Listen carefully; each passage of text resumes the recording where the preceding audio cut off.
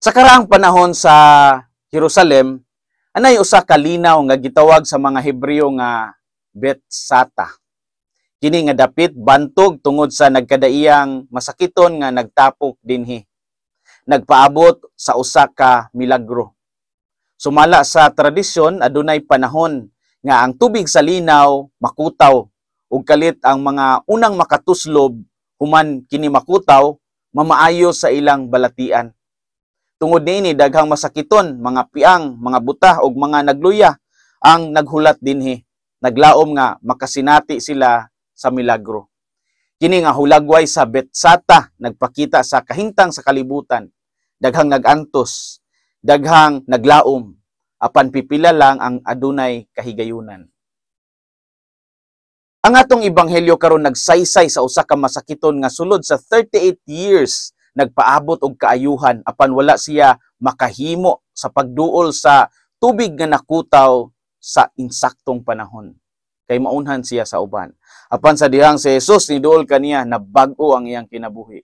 Si Jesus gani nangutana kaniya, gusto ka ba nga mamaayo? Kini mga pangutana usa ka hagit nato karon. Gusto ba gyud kita nga mamaayo o naghulat lang ba kita sa mga buta nga mahimo nga walay labot ang atong lihok o kita nagpaabot og milagro nga limpyo dawat lamang? Sa atong pagtuo kinahanglan nga mutuman kita sa kabubuton sa Dios ug kini nagkinahanglan sa atong kooperasyon o pagsanong. Duha ka puntos para sa atong pamalandong karon. Una, labaw sa tanang tawhanong paningkamot ang grasya sa Dios. Sa ebanghelyo sulod sa 38 years ang masakiton nagsalig lamang sa tradisyon ug sa iyang kaugalingong kusog aron mamaayo. Apan wala niya nahatag sa iyang kaugalingon ang iyang pangandoy. Tungod kay walay mutabang kaniya sa tubig. Sa diyang si Jesus niduol kaniya, wala siya mangayo og ilhanan o milagro. Misulti lamang siya sa mga pamulo nga tindog, dad-a ang imong higdaanan og lakaw. Ug tuod man ang masakiton na ayo og nakalakaw na sa hingpit. Ang linaw sa Betsata usa ka hulagway sa atong kagustuhan sa kaugalingong paningkamot nga walay kalabutan ang pagsalig sa Dios. Daghang tawo ang nagsalig lamang sa ilang kaugalingong abilidad, sa ilang kwarta o sa tabang sa uban, apan wala sila nangita sa grasya sa Ginoo. Apan si Jesus nagpakita nga ang tinuod nga kaayuhan walay bayad. Ug kini gikan sa Dios. Sa pamilya daghang ginikanan ang nagpaningkamot in taon aron matabangan ang ilang mga anak sa edukasyon, panginabuhi o maayong kinabuhi. Apan usahay atong malimtan nga ang labing mahinungdanong bahandi nga atong ikahatag mao ang atong pagtuo. Ang usa ka anak nga gipadako nga adunay hugot nga pagsalig sa Dios mas lig-on pa kaysa bisan unsang material nga kabtangan.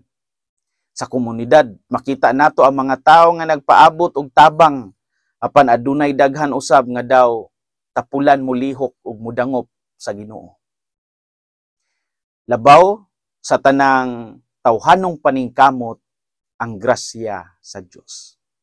Ikaduha, labaw sa lawasnong kaayuhan ang kabag-uhan sa atong espiritual nga kinabuhi.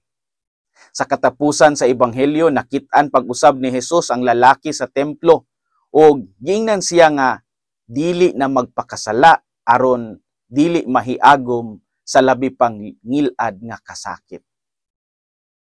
Ang milagro sa Dios dili lang alang sa pisikal nga kaayuhan. Ang tinuod nga milagro mao ang kabag-uhan sa atong espiritual nga kinabuhi. Ang masakiton wala lamang gipabangon sa iyang higdaanan, kundili gibangon sa usa ka bag-ong kinabuhi nga layo na sa pagpakasala. Ingini diay ni, kung ang usa ka tawo makasinati og kaayuhan, ikaw kinahanglan nga magkinabuhi nga mas pasalamaton.